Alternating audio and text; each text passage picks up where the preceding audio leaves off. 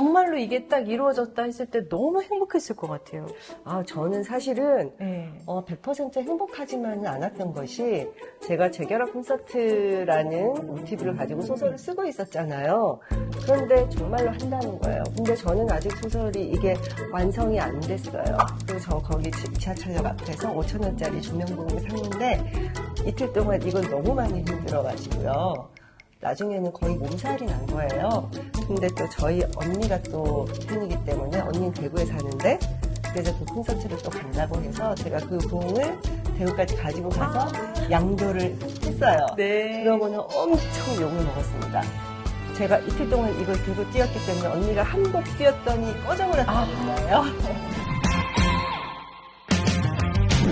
안녕하세요. 소설 쓰는 한지혜입니다. 오늘은 디어 마이 송골매에 출간하신 이경란 작가님과 함께 했습니다. 안녕하세요. 안녕하세요. 네. 안녕하세요. 반갑습니다. 네.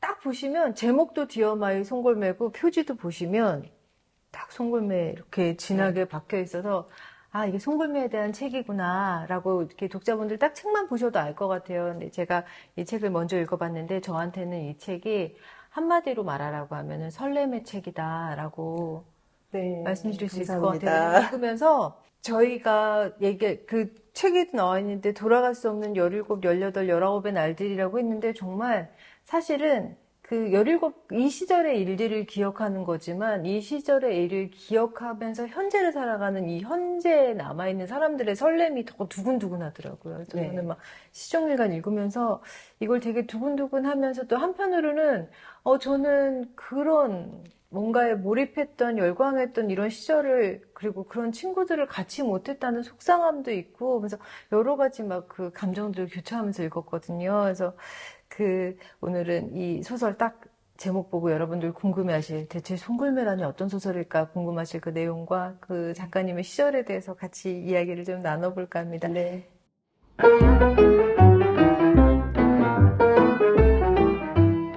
송골매 무엇일까라는 생각들을 할 것 같아요. 송골매?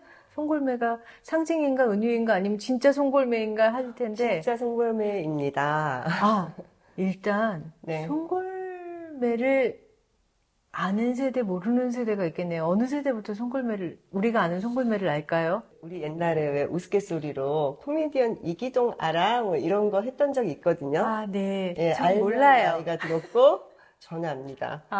모르면 뭐 젊었다. 뭐 이런 거 있었는데요. 네. 어느새 송골매가 그런 바로미터가 되어버렸다 하는 게 좀 속상하기도 하고 근데 시절은 또 흘러가게 마련이니까 자연스러운 일 같기도 하고요. 어쨌든 이 책은 송골매를 아시는 분들이 읽으면 더욱 재미있겠지만 잘 모르시는 분들도 읽으면 재밌지 않을까라고 제가 감히 말씀을 그룹 송골매에 드려봅니다. 대한 이야기죠.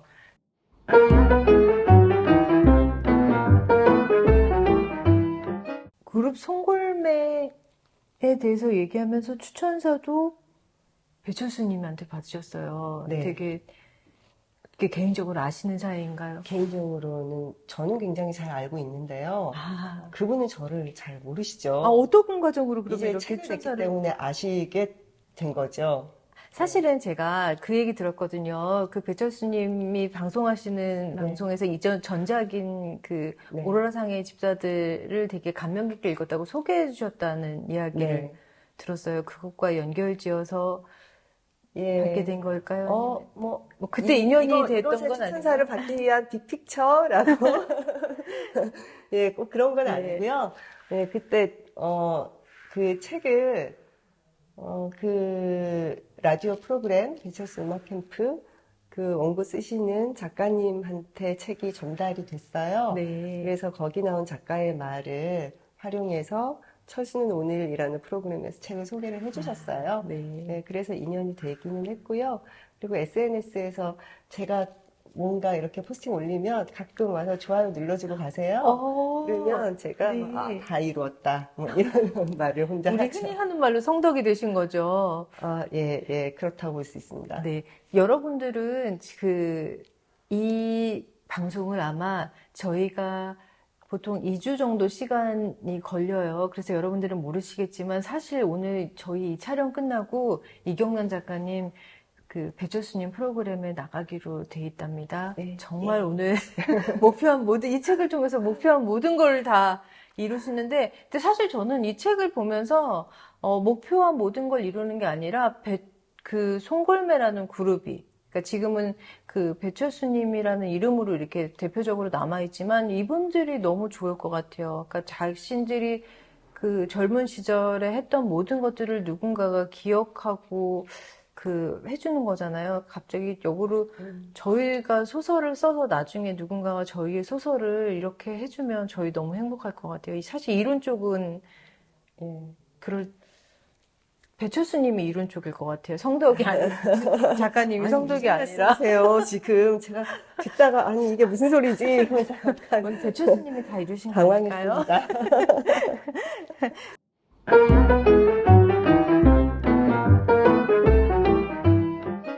실제로 어떤 학창시절이 있어요? 전작도 그렇고 이번 것도 그렇고 음악에 대해서 굉장히 관심이 많으셨던 것 같아요. 제가 음악을 네. 많이 아느냐 이렇게 물어보시면 저 몰라요 라고 답할 수밖에 없고요. 잘 아는 거는 없어요. 그런데 듣는 거는 좋아해요. 예, 그래서 많이 듣는 편이고요. 그리고 한 음악에 꽂혔다 하면은 좀 계속 반복해서 듣는 편이에요. 어떨 때는 차 안에 CD를 한번 꽂으면 그걸로 6개월씩 듣기도 하는데, 물론 첫 번째 이유는 게을러서이겠지만, 이게 들을 때마다 다 다른 감정이 느껴지는 거예요. 너무 좋고. 네, 그 대표적인 노래들이 송골매 노래들이죠. 그 송골매 노래들은 되게 이렇게 힘차다는 이미지가 있는데, 이거는 제가 잘 모르는 사람의 편견인 거죠. 아니요, 힘찹니다. 예. 락이고요. 락이 주종을 이루고요. 그리고 굉장히 서정적이고 느린 아름다운 곡들도 많이 있어요. 작업할 때도 자주 들으시나요? 작업할 때 저는 음악 안 듣습니다. 네, 저도요. 책 읽을 때도 음악 못 듣고요. 왜냐하면 음악 들을 때 음악만 들어야 되기 때문에. 맞아요. 예, 그래서 시간적으로는 음악을 듣는 시간이 그렇게 많지 않지만, 들을 때는 좀 집중을 하는 편이기도 하고, 예, 그 책을 읽거나 글을 쓸 때는 음악이 있으면 방해가 되기 때문에 음악에도 방해가 되고 읽고 쓰는데도 방해가 되고. 저 너무 공감해요. 저도 같이 동시에 못 하거든요. 서로가 서로를 개입을 해서. 근데 보면은 이렇게 음악에 대한 이런 이렇게 사랑이 남다른 분들은 항상 이렇게 작업할 때 크게 같이 더불어서 이렇게 틀어놓고 작업을 하시길래, 저는 전작도 그렇고 이번 작품도 그렇고, 틀림없이 음악을 틀어놓고 하시는 분일 거다라고 생각을 했는데, 송골매 음악을 많이 듣는다 그래서, 그런데 우리가 소설을 쓰기에 락은 좀이라고 했었거든요. 네. 구분해서 들으시면. 그러니까 읽고 쓰는 시간이 아닐 때는 거의 대체로 틀어놓고 있다고 생각하시면 됩니다. 그렇군요. 예, 노동요라고 하죠, 그거를.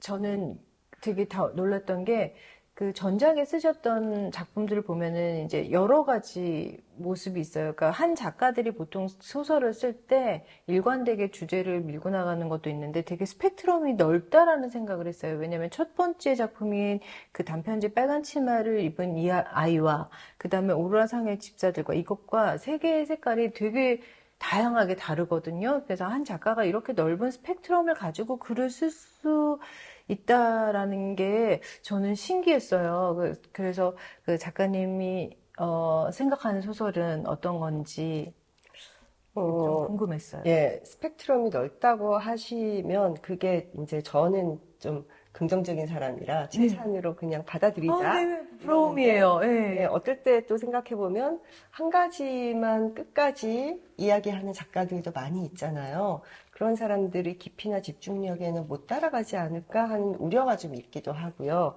그런데 제가 등단한 게 정말 얼마 안 됐기 때문에, 제가 신인 작가잖아요.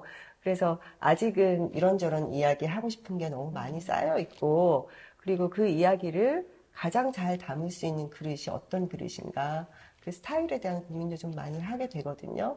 그래서 작품마다 문체가 좀 달라지고, 네, 맞아요. 예, 구성도 굉장히 많이 고민을 해서, 구성도 좀 특별한 구성도 있고 평탄한 구성도 있고 좀 아직은 이것저것 많이 해보고 싶은 시기인 것 같아요. 그러니까 작품만 놓고 이경란 작가님의 작품을 고르세요 그러면은 전혀 못 고를 것 같다라는 생각을 네. 했거든요. 그만큼 네. 변신에 능하세요. 그렇습니까? 비결이 뭘까요?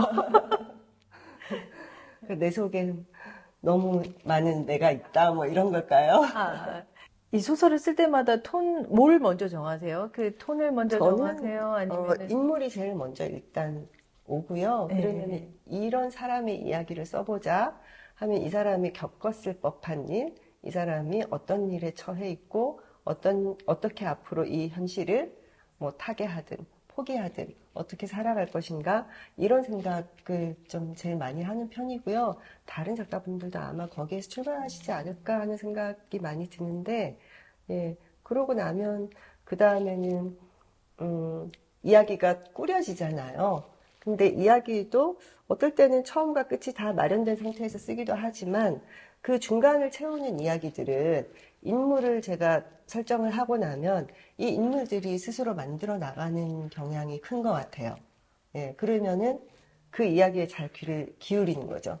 예, 그래서 그 시간이 좀 긴 것 같아요. 그 인물에 대한 이야기를 하셨는데요. 이거는 제가 미리 사전에 제가 이제 가끔 전 어떤 것들이 궁금해요. 이렇게 미리 여쭤보려고 이제 질문을 몇 가지 드리는데 그때는 미처 못 드렸던 질문인데 보면은 전작도 그렇고 이번 작품도 그렇고 등장인물이 많은데 그 많은 등장인물에 다 균일하게 어떤 무게감들을 주세요. 그러니까 연극으로 치면은 다 비슷한 비중을 가진 배우들을 무대에 세우는 건데 이게 사실은 굉장히 어려운 일이라고 저는 생각을 하거든요. 왜냐하면 아까 말씀하셨을 때 한 가지 주제를 쭉 밀고 나가는 작가들도 있고 스펙트럼이 넓은 작가들도 있는데 대부분 그 소설 쓸 때 등장인물이 많으면 작가가 힘이 빠져요. 각각의 서사도 줘야 되고 스토리도 줘야 되고 개성도 줘야 되기 때문에 내가 하고 싶은 얘기를 잘 해주는 그 화자 하나만 이렇게 중간에 배치해서 얘한테만 얘기를 잔뜩 해주고 나머지는 이렇게 지나가는 사람 1, 2 정도로 이렇게 써버리는 경우가 많잖아요. 근데 보면 작가님은 모든 인물들에게 다 이렇게 의미와 역할을 주시거든요. 쉽지 않으신 일일 것 같아요. 그만큼 인물 취재에도 많이 공을 들이실 것 같은데. 근데 써보면 어떤 인물을 비중을 너무 축소해서 이 사람을 소외되게 한다든가 이런 게 마치 현실에서 누군가가 소외되는 것 같은 착각 이런 게 조금 있기도 한 것 같고요.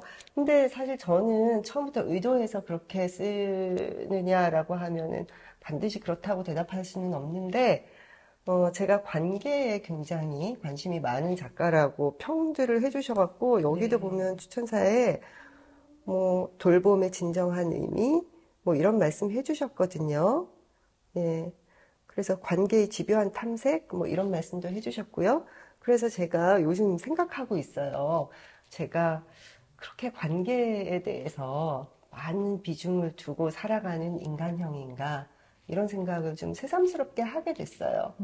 예, 그렇기 때문에 이런 작품이 나왔을까 뭐 이런 생각도 하게 됐고요.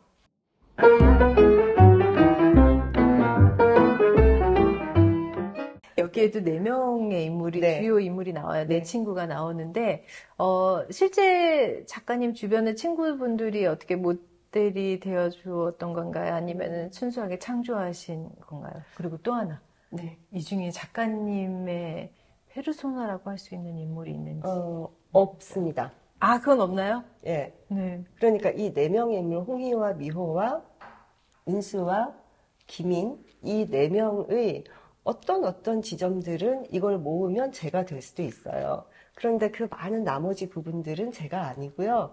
그리고 또 이 인물들의 어떤 부분은 정말 실제의 제 친구의 모습이 저한테 깊이 각인이 돼서 나온 걸 수도 있는데, 전적으로 허구의 인물이고요. 예. 실제로 그렇게 제가 사총사로 다녔던 적은 없어요. 친구 많으셨을 것 같아요. 친구가, 저는 좀 1대1로 깊이 교류하는 거를 좋아했던 것 같아요. 지금 돌이켜보면 그 17, 18, 19 이 시절에 그런 친구가 있었는데 다른 친구들하고도 뭐 두루두루 잘 지내기는 했어요. 네. 저는 사실 이 4명의 인물 중에서 그 딸하고의 관계가 나오는 게 은수죠. 네. 우아하고. 그래서 이 넷 중에 누군가 한 명이 이렇게 작가님의 페르소나라면 이 사람이다 이렇게 생각을 했었거든요. 그 사람은 되게 유능해가지고 이사도 되고 뭐 돈도 많이 벌고 이런 인물이거든요. 네, 그래서요. 그러니까 저라고 보시면 안 되고요.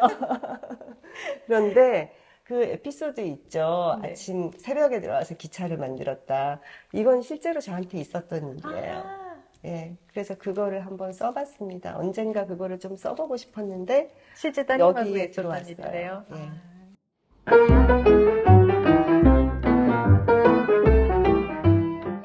제가 조금 전에 얘기했을 때, 그렇게 능력 있고 이런 사람 아니라고 그렇게 말씀을 하셨는데, 사실은 제가 이게, 오프 더 레코드에 이르기 때문에 자세하게 말씀을 못 드리는데, 제가 되게 감동받은 사건이 하나 있었어요. 예전에 등단하신 지 얼마 안 됐을 때 굉장히 좋은 일이 한번 문학적으로 평가를 좋게 받고 이렇게 좀 좋은 일이 있으셨는데, 그 일이 외부에 좀 다른 사건하고 말려서 이렇게 무산됐던 적이 있어요. 그러면 저 같으면은 그렇게 굉장히 좋은 일과 그 일이 딱 날아왔을 때 저는 여러 가지 핑계를 대면서 오래오래 절망하고 못 쓰고 막 그랬을 것 같은데 너무나 무덤덤하게, 너무나 의연하게 그 시기를 지나가시는 거 보고 제가, 나한테 그런 일이 생겼다면 내가 어떻게 했을까? 나는 아무 일 없이도 이렇게 투덜대는데 굉장히 많이 반성을 했었거든요. 그러면서 느꼈던 게, 지금 등단하신 거에 비해서 벌써 3번째 책이잖아요. 그 책을 내면서 저는 이렇게 책을 많이 내시는 게 의아하지가 않은 게, 왜냐면 그때 그 사건을 옆에서 보면서, 되게 집요하구나. 자신이 좋아하는 일에 뭐 평가 성취에 연연하지 않고 되게 집요하고 끝까지 밀고 나가는 사람이구나 하는 어떤 존경심을 가졌는데 이 소설 쓰는데도 12년 걸렸다고 들었어요. 제가 12년 동안 어떻게 한 소설을 잡고 있나요? 미련해서 12년이고요. 계속 이걸 잡고 있었다기보다 초고를 쓰고 나서 계속 또 고쳐볼 거잖아요. 어느 정도 여러 번 고치고 난 다음에는 안 되겠다 하고 이제 덮어두고 또 딴 걸 또 써야 되니까 딴 걸 또 쓰고 그 다음에는 또 이걸 중편으로 해보면 어떨까 하고 또 중편으로 해보는 거예요. 그럼 또 약간씩 달라지잖아요. 그래서 또 했는데 또 마음에 안 드니까 또 던져놓고 여기 말고 이 대목을 잡아서 단편을 다시 써볼까 하고 또 다시 쓰고 던져놓고 이 사이에 텀이 있기는 있는 거죠. 있기는 있지만 이걸 언젠가 완성해야 되겠다 하는 마음을 제가 가지고 있었기 때문에 늘 여기 한 군데는 들어있어요. 예, 들어있는데 현실적으로는 밀쳐는 기간도 있었고 그리고 그 사이에 다른 작품을 계속 쓰고 발표하고 책을 내고 이러면서 약간씩 성장을 했겠죠. 예, 그래서 결국 이제 완성을 하게 된 것 같아요. 예. 네. 그러면 12년 동안 쓰시면서 여러 가지 버전이 작가의 말에도 나오긴 하는데 버전이 여러 가지로 있었을 것 같아요. 몇 가지 정도의 버전이 등장했을까요? 그동안 몇 가지인지는 정확하게 제가 잘 모르겠는데 처음에 이거를 썼을 때 초고에서는 콘서트가 성사됐어요.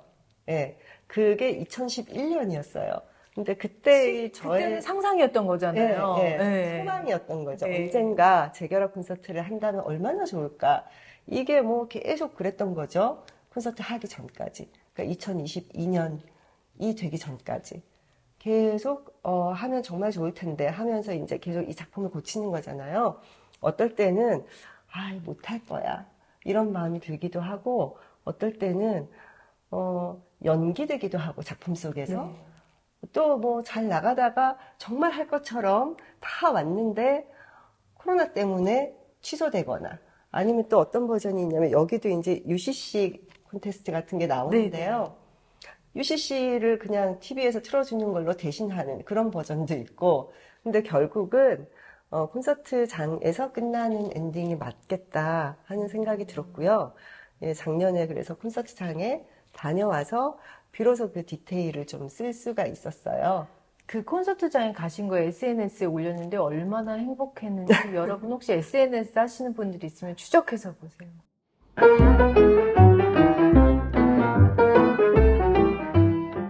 지금 오늘 앨범 갖고 오셨어요. 예, 이 개봉 지금 촬영을 위해서 처음 개봉했습니다. 그 콘서트 앨범인 거죠? 예, 그 후에 나왔는데요. 제가 이거를 소장을 하고 있는데 비닐 포장을 지금 이 촬영을 위해서 처음 벗겼습니다. 지문이 묻을까봐 못 벗기고 있었습니다. 책도 앨범도 따끈따끈한 상태로 독자 여러분들께 지금 저희가 선보이고 네. 있는 건데요. 이게 사람들은 이제 이 콘서트를 본 분들, 어쨌든 본 분들, 안 본 분들 모두 다 재결합 공연이 있었다는 사실을 알고 있으니까, 그러면 재결합 공연을 보고 나서 쓴 소설인가 보다라고 하겠지만, 실제로는 아니었다는 거 지금 말씀드렸는데. 네, 그거 꼭 강조하고 싶어요. 네, 맞아요. 처음에는 예언이었던 거죠. 예언이었고 네. 바람이었던 건데, 이제 정말로 이게 딱 이루어졌다 했을 때 너무 행복했을 것 같아요. 저는 사실은 네. 100% 행복하지만은 않았던 것이 제가 재결합 콘서트라는 모티브를 가지고 소설을 쓰고 있었잖아요. 그런데 정말로 한다는 거예요. 근데 저는 아직 소설이 이게 완성이 안 됐어요. 완성이 안 됐는데 콘서트를 한단 말이에요. 그러니까 저는 속된 말로 X 순서가 됐다. 바뀌었으면 더 좋았을 나는 이제 뻔했네요. X 됐다. 이렇게. 그러네요. 어떡하지? 순서가 바뀌었으면 예언서가 될 뻔했네요. 예, 하여튼 복잡한 마음이었어요. 네. 그러니까 콘서트를 하기를 그렇게 열망을 해오면서 네. 이 소설을 쓰고 있었는데 이 소설이 동시에 끝났으면 얼마나 좋았을까? 이런 생각도 제 욕심이지만 해보기도 했고요. 좀 급작스러웠어요. 그때 발표가 나고 나서 어떡하지? 막 이런 거. 마음의 준비가 안 돼 있었고, 예. 마음의 준비라는 게 좀 이상한 표현이죠. 근데 저는 그렇게 정말 전격적으로 콘서트가 열릴 거라고 상상을 못 했기 때문에. 쓰면서도 그런 전제하에서 네, 마음의 준비가 안 돼 있었던 것 같아요. 그래서 저는 만약에 재결합 공연이 없었으면 결국 이 소설의 마지막은 어떤 결론을 가지고 있었을까요? 라고 여쭙고 싶었는데 똑같았을 거예요. 예. 똑같았을 거고 실제로 완전히 최종 버전 바로 직전까지 이제 성사되는 쪽으로 계속 쓰고 고치고 이러고 있었거든요. 다시 쓰고. 공연이 없었으면 사실 설렘이 더 배가 됐을 수도 있을 것 같기는 하네요. 그렇죠. 그렇긴 하지만 또 저는 개인적으로 공연이 있어서 얼마나 감사한지 많은 분들이 그렇게 생각하실 거고요. 제 마음도 똑같습니다. 여러 가지 에피소드 있었을 것 같아요. 좀 들려주세요. 저는 거기를 혼자 갔는데요. 혼자 같이 가려면 사실 같이 갈 사람 구할 수 있었겠죠. 그런데 저는 좀 혼자 좀 즐기고 싶더라고요. 혼자 좀 깊이 즐기고 싶어서. 그런 마음 알 것 같아요. 이틀 연속으로 갔거든요. 이틀을? 그래서 일단 일찍 가서 그 올림픽공원을 산책을 좀 하면서 거기 몰려드는 사람들의 표정, 그걸 멀리서 보는데 다 친구들 같은 거예요. 다 너무 행복한 표정으로 몰려오고, 그리고 거기 지하철역 앞에서 5,000원짜리 조명봉을 샀는데 이틀 동안 이걸 너무 많이 흔들어가지고요. 나중에는 거의 몸살이 난 거예요. 근데 또 저희 언니가 또 팬이기 때문에 언니는 대구에 사는데 그래서 그 콘서트를 또 간다고 해서 제가 그 봉을 대구까지 가지고 가서 양도를 했어요. 네. 그러고는 엄청 욕을 먹었습니다. 제가 이틀 동안 이걸 들고 뛰었기 때문에 언니가 한 곡 뛰었더니 꺼져버렸다는 거예요. 언니 속상하셨겠어요. 조명봉 꺼져서. 저 죽는 줄 알았어요.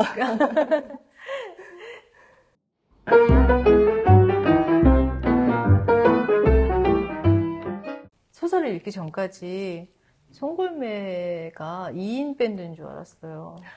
그러시면 안 돼요.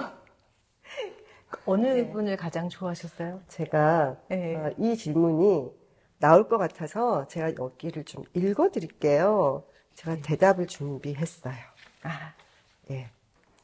여기서 극 중에서 화자들이 서로 싸우잖아요. 서로 여기를 자기들 같이 한번 들어보세요. 사진을 사러 문방구에 가는 장면이에요. 그 친구들이 야 이따 있어 여기 구창모 거. 야 좋겠다. 홍이가 열광하며 미호가 부러워했다. 배철수 사진이 들어온 날은 그 반대였고 은수는 혹시나 할 것까지도 없다는 듯 심드렁한 얼굴을 했다. 이봉환의 독사진은 레어템이었으니까. 기미는 좀 특이했다. 그룹 사운드는 한 몸이나 마찬가지이기 때문에 누구 한 사람만 좋아할 수는 없다고 했다. 다른 멤버들한테 미안하잖아. 그게 기민의 순정이었다. 대답을 제가 이걸로 대신하겠습니다. 네. 그러면 이제 기민의 입장으로 기민의 입장이신 건가요? 아니면은 김인의 입장을 빌려서 대답을 노코멘트신 건가요? 네, 뭐 편하실 대로 네. 생각해 주세요.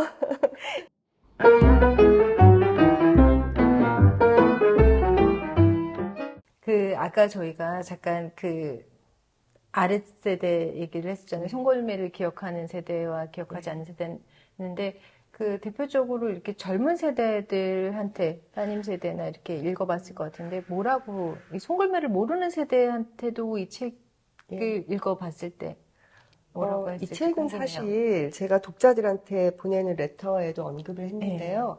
제가 비밀을 하나 말씀드리자면, 이 책은 사실 송골매 이야기가 아니에요. 맞아요. 네, 송골매 이야기가 아니고, 음악을 사랑하고 사람들을 좋아하는 그런 사람들의 이야기입니다. 그래서 연령대와 상관이 없다고 제가 또 마케팅적인 발언을 또 여기서 한번 하고요. 근데 제가 맨 처음에 또 말씀드렸던 게 이 책은 한마디로 정의하면 설렘에 대한 책이라고 말씀드렸잖아요. 네. 설레는 시절, 이게 지나간 연령대도 있겠지만 또 그런 시절이 앞으로 닥쳐올 친구들도 있잖아요. 그래서 그런 어떤 따뜻하고 설레는 마음, 인생을 조금이라도 풍요롭게 해줄 수 있는 그런 마음을 좀 나눴으면 하는 생각이 있습니다.